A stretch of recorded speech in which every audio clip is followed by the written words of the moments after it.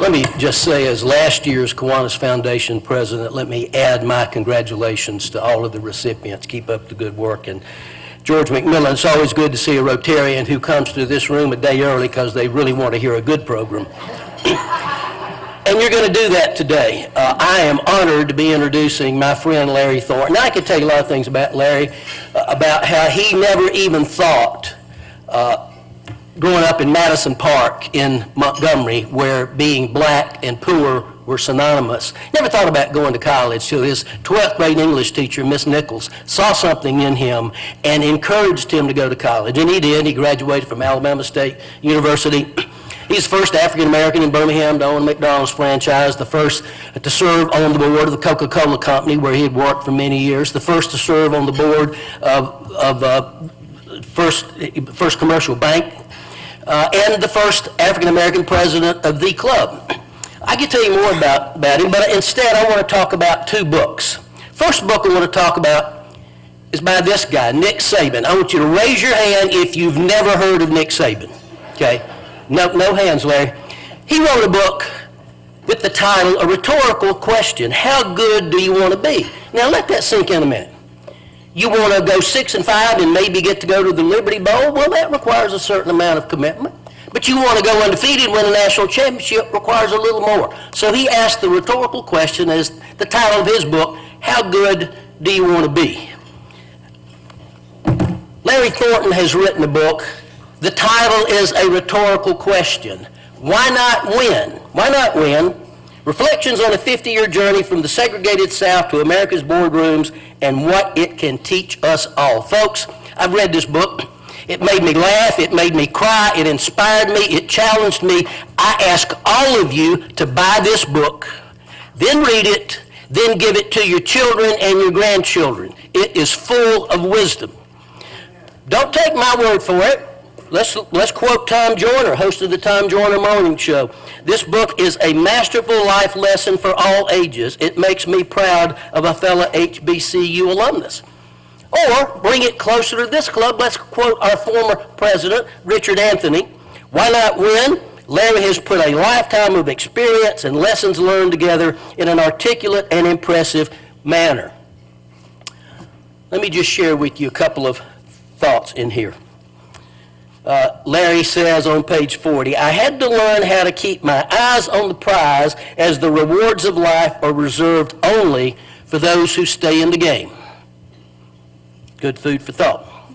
Larry is also an accomplished artist. I think y'all know that and remember that from his year as president of the club. Do we have the, yeah, you can see behind Larry there is an oil and pencil drawing that he did of a very famous lady, Maya Angelou. And he writes on page 97, I completed my most prized piece of art, an original oil pencil rendition of legendary poet Maya Angelou. I even had the awesome opportunity to present the first print of the series to Dr. Angelou in a public ceremony. Upon receiving my work, she asked if I could make a print for her friend. Well, yes, of course, I said. Who might that be? Her reply, Oprah Winfrey. So, raise your hand if you have an original piece of art of yours in Oprah's house. Larry, no, again, no hands. All right, one or two more little excerpts, then we'll get to the main attraction. Larry writes on page 114, I am a witness that the hard work no one sees eventually propels you to a stage where the fruits of your labor will be on public display. Jennifer Chandler, you agree with that? A lot of mornings, early mornings, you were at that pool diving, nobody was around. Yep. That is really good advice, folks, particularly if you've got kids or grandkids who are athletes. Now, one more little along that line. You cannot reap the rewards unless you put in the service. You have to stay the course and know that eventually a harvest will come. The final thought, the moral of the story is that we are here because a community of people helped us get here. A community of people helped us get here. Now, I think all of you view yourself as successful. I want to see the hands of those of you in the audience who are successful, who absolutely 100% did that by yourself. You didn't have a parent, a grandparent, an older brother, an uncle, a teacher, a coach to nurture you, to bring you along. Raise your hand if you did it all by yourself. All right, Larry, look. Again, no hands. Folks, I'm going to say it again. Buy this book. Read this. It's not very thick. Read this book. Then give it to your children and your grandchildren. I am honored to introduce my friend and the author of Why Not Win and the founder of the Why Not Win Foundation, Larry Thornton. Are we going to see a little film real quick? All right.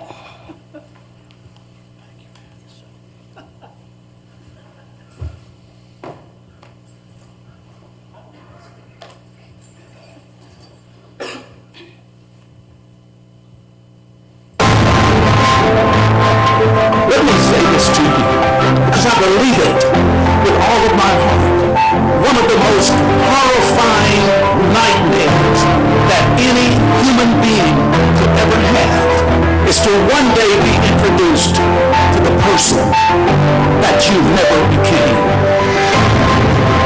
One of the things that the Institute brings forth from people is an understanding of what their true potential is as an individual who's part of a community who can lift others up and be lifted up by them. Things happen. Companies and organizations go through turbulent times. Sometimes performance doesn't meet standards. Sometimes you're just not fit. But the one thing that you have to keep in mind is that you've got to sharpen your skills. You've got to stay in a space where you're constantly learning and developing and evolving, because that's how you stay employable. What is it that you see when you see me? That has to be one of the most personal questions that we can ask of ourselves. It is not a question uniquely for leadership. This is personal.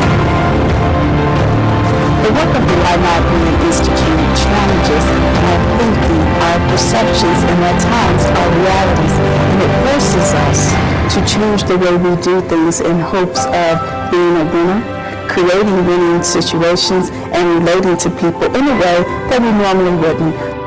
The work of Why Not Win is important because it helps on self-development, helps you become a better person, and as a consequence of that, it helps on how you create more impact in the society. When we include others into our sphere of influence, we win. I get the question all the time, how do we do art? I do a book and own 7 restaurants and we serve on corporate board. It's not me, it's other people. Why Not Win work is important. It's important because everybody wants to win. Everybody wants to win. It's about relationships, and we help them win by developing relationships, because that's what we're trying to win on, is find our individual greatness. Awesome. That is great. Everybody wants to win, but I'm convinced, just like myself, I didn't know how before the lady that you talked about. John, thank you. That is the second introduction by John Saxon, me speaking. There will be a third, sir. Wow. No need to speak after that. And Josephine, thank you for such a kind and thoughtful, generous invocation. This lady, and this is not in my speech, but we're going to be together Saturday evening speaking to a Liberian delegation. And I can't wait to tell the story. You're going to be there too, and I'm so happy that you are going to be available. But I entertain an African delegation every year at our restaurants. Been doing it for maybe 8 to 10 years. But there's one young lady stood out. She said these words, Josephine. I tell my mother, she's from Burkina Faso, West Africa, French-speaking culture. She said, I tell my mother I want an American education. But my mother just smiled when I'm 5 years old because she knows it's impossible. The words never left me. They never left me. How can we use our platforms? That's what this day is all about.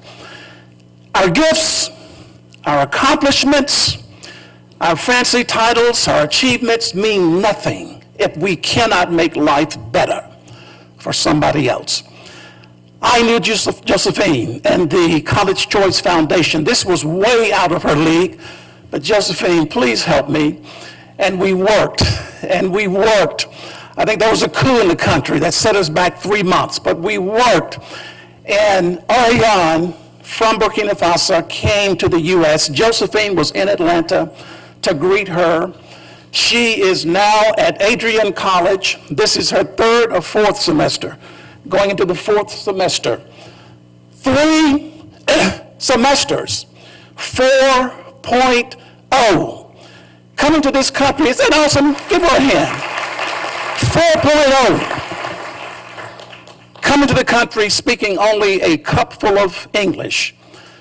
And my grandson, with all of the privileges in the world, if he knocks out a 2.0, it'll be a miracle. I mean, go figure that. Just think about that. One of the most horrifying nightmares, let me say it again, that any human being could ever have is to one day be introduced to the person that you never became. We are about, and all of these organizations represented today, is helping people to self-actualize. They need our help. John said it best. None of us singularly make it to be sitting in this room. And that's something that we shouldn't just take for granted. Stephanie, thanks for being here. Raise your hand. I want them to see you. You didn't stand, so I want them to see you. Executive director of our work. Her number one job, she says, is to protect me from me. Because I don't know how to miss an opportunity, John. I mean, I really have a problem with that. But I'm grateful, and I forget how old I am, all of that kind of stuff. But we gotta go and to do that. And Finn is with us. She's in the cockpit. Thank you, Finn. See your hand up there. Who's getting the slides right and all. We have just a phenomenal group of associates that make Why Not Win work. And Tim Callahan, you saw all of the folk that he introduced because of his heart. I can't say enough for this gentleman. He is a money manager. I'm an artist. So you understand why he is so crucial to what we do. One of the first things he said was that we want to endow the Institute. Well, I like those words, Josephine. We want to endow the Institute. And Tim knows exactly how to do that. And Tim, I so appreciate you. Dean Shook, thanks for coming. I can't wait to let Dave know that you were able to get here. And my good friend George, who was a founder of the Black Belt Community Foundation. We're going to the going to work with the Black Belt Community Foundation, and we have committed, it's one of these things right here that Stephanie warns me about, we have committed to going to every county in the Black Belt. Now that's going to be an arduous task, but I know why we are doing that, Chief Roper. I understand the why of that. Now, Chief has had many, many fancy titles since he left us here, but I know him as Chief of Police in Hoover. And all of the officers that I know and what they say about you, Chief. So welcome back to Birmingham, and we look forward to visiting with you again. The 2 books that we have picked up 8 book awards since the advent of these books. And when I tell you of my horrible academic missteps, you're going to understand why the speaker is so proud to be standing before you today. We're headed to the Black Belt. I think on yesterday, Stephanie, we mailed 3 counties, Hale County, which is where you're from, Sumter County, and Greene County. But we're visiting with the superintendent, and Dr. Riley says, please bring Mr. Thornton by to see us before he leaves town. We had time, Finn and I, so we went by, and Dr. Riley is principal of Greensboro High School. And we're talking, and he says to me, Mr. Thornton, I want you to meet the principal of our school before you leave. Now, I'm sitting in the office, I'm looking at the nameplate that references him as principal, Dr. Riley. Well, okay, I'll go with this. He said, can you ask Mr. Hunt, and Mr. Williams to come down, please. When they come down, Mr. Hunt, Ja'Cory Hunt, comes into the room. And there was a second gentleman, Mr. Williams.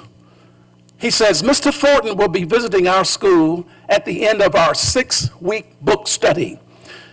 I want you to introduce yourself to Mr. Thornton.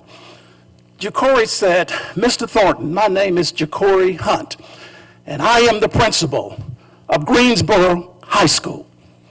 This is my assistant principal, Ja'Cory Williams.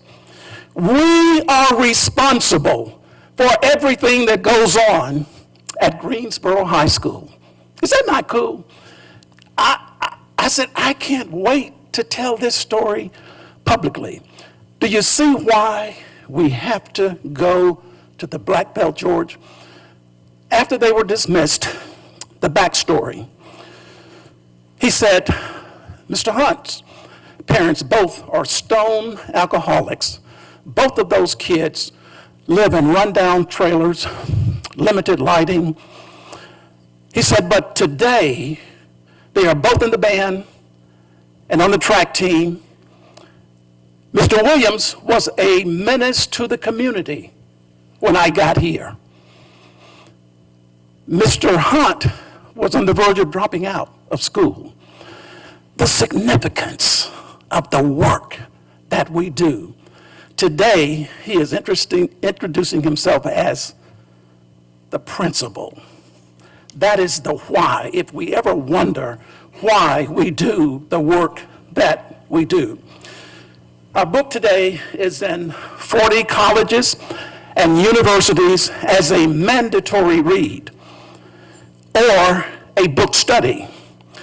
3 colleges, Auburn University, Dr. Dave Ketchum, Kennesaw State University, East Tennessee State University, all teach a course.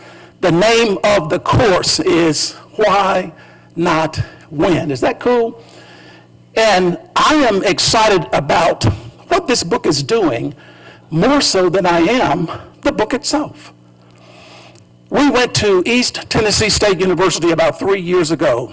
East Tennessee State is located in the Appalachia area, Johnson City, eastern side of Tennessee. Hard-working, poor, white community, coal miners. They did not participate in the Civil War in that area of Tennessee because they didn't own slaves, no skin in that game. When we arrived, dealing with 18 honors students, 3 of which said to us, we have never met black people before you all came to do this presentation. 98% white university. Brilliant kids. Again, save me from myself because that just stuck in my throat. So what did the Institute do? We created an alignment between East Tennessee State University and Tennessee State University. And 15 honors students led by Dr. Carson, the gentleman that's on the screen, spent 4 days at Tennessee State University. Now, Chuck, I wouldn't have done it during homecoming, but that's when they did it. You're talking about being immersed into the culture. And I would go up on the 4th day. Then, this past April, 15 of Tennessee State University's kids spent 4 days at East Tennessee State University. John, they were hall calling, square dancing, but immersed into that culture. Relationships were developed that will last a lifetime. I would argue that those kids who clearly will be leaders will interview differently when they hit the job market. They will hire differently because now I have a broader sense of community. That's what our work is all about, building a better community. We visited every high school in Birmingham. Dr. Sullivan purchased 4,200 books a combination of these two books. And I want to do this program in Montgomery, the system that I integrated in 1967. There's a new superintendent, and I didn't want to put that on his plate. And I'm struggling, trying. But I just believe that when you're well-meaning, when your purpose is one that is good, things happen. I received a call from a friend. George was his name. He said, Larry, I understand you're trying to get to Montgomery to speak to our kids. And I said, yes, George, I am. We just got to get these books worked out. He said, if you're coming to Montgomery, you don't worry about the books. I'll take care of the books. All of them. 3,500 books for all 11th graders and the graphic novel for all 7th graders. Now, the piece that I'm about to tell you now, Donna, I would call universal and divine serendipity. The gentleman who purchased those books, his name is George Goodwin, Jr. The school that I integrated in 1967 at 12 years old was Goodwin Junior High School, named after his grandfather. Now that says that you're doing some things right. You're headed down an awesome path. What are the chances in over 50 years, this full circle event? He's one of the nicest, most humble, one of the most unassuming individuals that you would ever want to meet. But here's what I said to him, Stephanie. I said, George, understandably, I have no good memories of your granddaddy's school. It was hell on us every day, as you might imagine. But George, it would be my honor if you were to join me when we get to Goodwin. His reply, Larry, not only will I be there, but my daddy will be there too. And the latter part of May, this past May, there we were at Goodwin Junior High School, the same lunchroom that I would put my tray down and all of the white kids would get up and leave me sitting alone, and many, many more episodes such as that. We can spend our time trying to get even, or we can spend our time trying to build a better community. I've chosen the direction that I want to go. And it would be my joy to invite as many of you as possible to use your platforms to build a better community. Coca-Cola, Synovus Bank, I hope Nelson is still here. Those two organizations bought the first 100 of our Why Not Win book. And we have been rolling with support ever since. We have a wonderful time trying to ensure that every person that we can will self-actualize. I don't want it to ever be said, and you shouldn't want it to be said, that I never materialized because I didn't do the hard work. And the hard work that I'm talking about has nothing to do with, on a job, some of the most challenging work that any of us will ever do is the work that we will do on ourselves. Learn to work harder on yourself than you do on any job. Because when you improve you, well, the entire community gets a better you.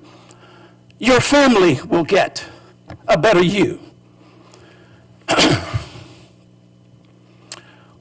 There's a question that I posed toward the end of the prologue in this book. And the question is this: what is it that you see when you see me? Now, in my mind, that has to be one of the innermost personal questions that we can ask of ourselves, if we're honest. What is it that I see? And I like the way that's, what is it that I see when I see you? What is it that you see when you see me? And I'd say that we have work to do in terms of age, gender, ethnicity, sexual orientation, housing status, financial status, ableness. Most of us have at least one bias that we can work on. That's worth it. We can have that internal debate, and I challenge you to do that today. Have the conversation with me internally. Call the question as to how I see other people. Is this just? Is this fair? Is this the best that I can do? And if we're honest with ourselves, we can improve what we see when we see other people. Because how you see me dictates how you handle me. Let's not forget that. The last piece of that question, which is not in the book, what is it that I see when I see me? Ladies and gentlemen, I had to do a whole lot of unraveling to see the Larry Thornton that stands before you today. I'm 5, 6 years old. This particular Christmas, Santa Claus would bring one of my sisters a black doll. And I remember my sister crying all day long on Christmas Day in rejection of herself. Well, why would that be?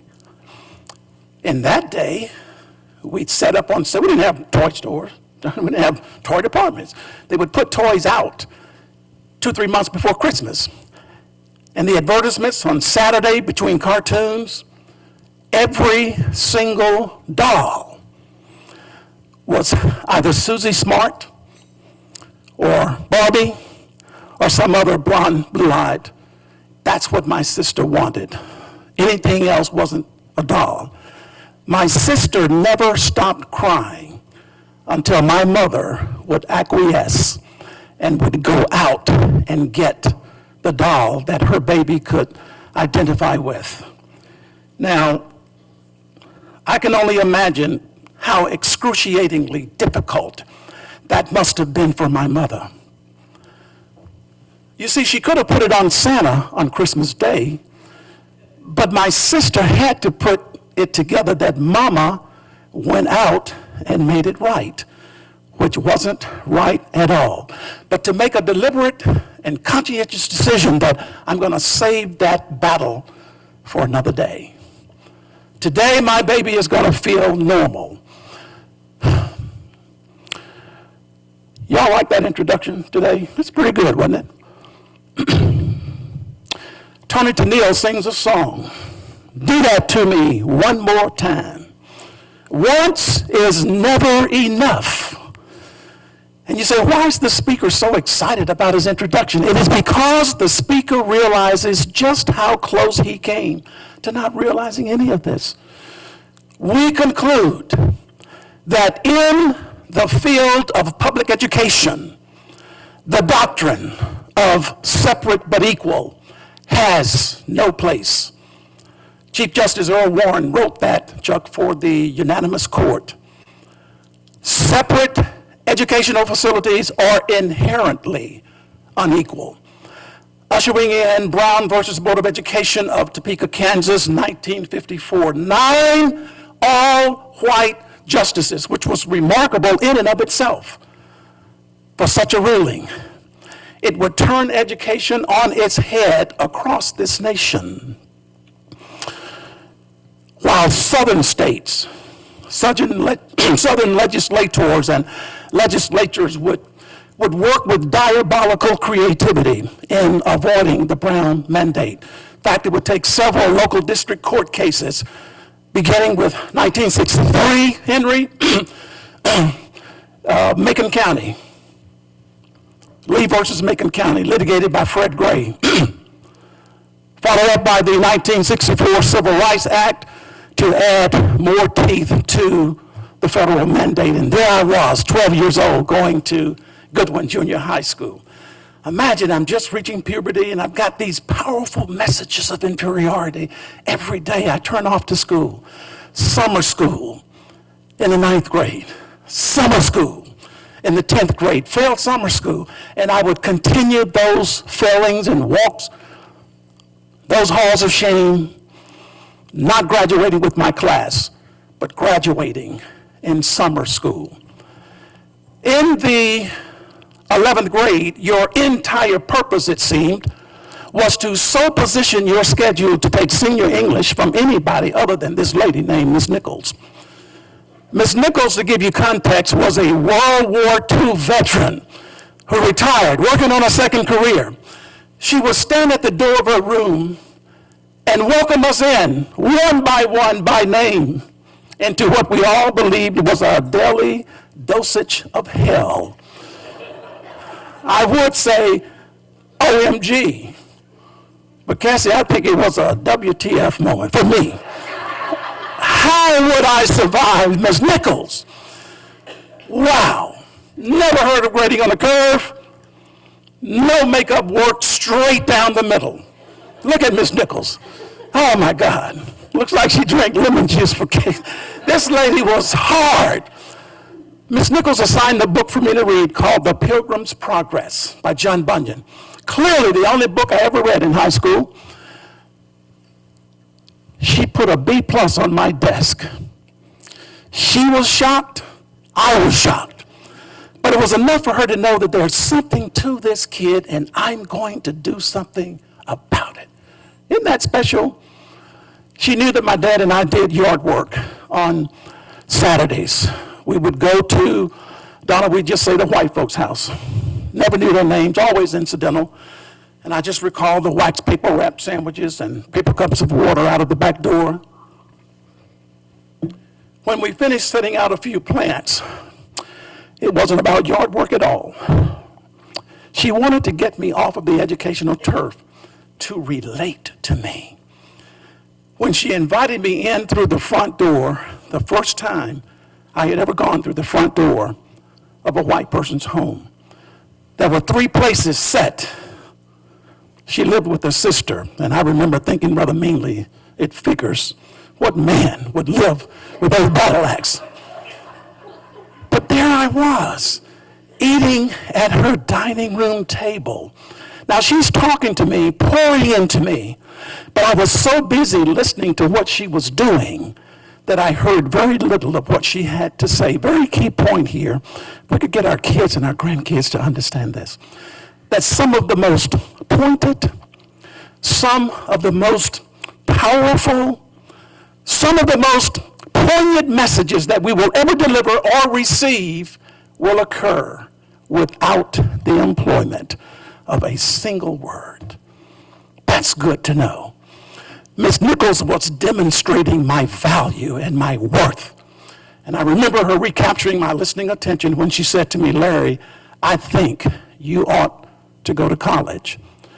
Now, I saw the Josephines of my day, Honor Roll, John Saxon, Donna, and I used to admire them so much. I said, man, I wish, Chief, I would say, I wish I could be smart like they are. Nobody ever told me I was dumb, but I didn't think that I was smart. Miss Nichols helped me to see that I have talents, I have abilities, I have a mind, and I have time. It's an enormous amount of wealth. Suggested that I study art, and I went on to Alexander City State Junior College, which is where you're from, Henry. But I got a different step in my walk. I am college material. I can be like Josephine. I can be smart. And the rest is history. For all of the organizations that are being represented today, as I wrap this up, let's not write our young people off. Let's not allow our past missteps to define us. And we see examples of that right in our own families every day. This book, Why Not Win? I'm watching the NBA Finals in the mid-'80s, games being played by the Boston Celtics and the LA Lakers at the Forum in Los Angeles. Just before the teams were about to exit the locker room and onto the court for play, the media cameras would focus on what appeared to be this little piece of insignificant sports philosophy. But Henry, when I read those 3 lines of copy, I knew that they would resonate with me for the remainder of my days. The game has been scheduled, so we have to play. Why not win? And I'm thinking, boy, does that not say it all? I mean, let's play with the words. You have been born, so you have to live. Why not win? Don't just be here. I mean, imagine you've met the criteria to play an NBA game. Well, you can't just not show up. And if you're going to play and go through the jockeying for positioning, the fouling, the sweat, the injury, we might as well win this thing. Makes sense to me. You can't take an old passive and apathetic, lukewarm, mediocre, lackadaisical, old commonplace, ordinary and everyday approach to winning. Ain't the way you win anything. To win in life, you got to be extraordinary, unusual. Jennifer, work in the dark, go to practice early, stay long.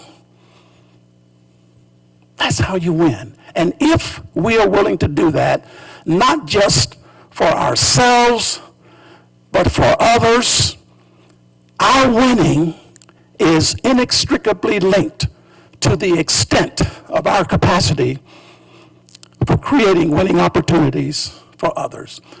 If we take that attitude, ladies and gentlemen, winning is inevitable. Thank you all so much for having me. I appreciate it.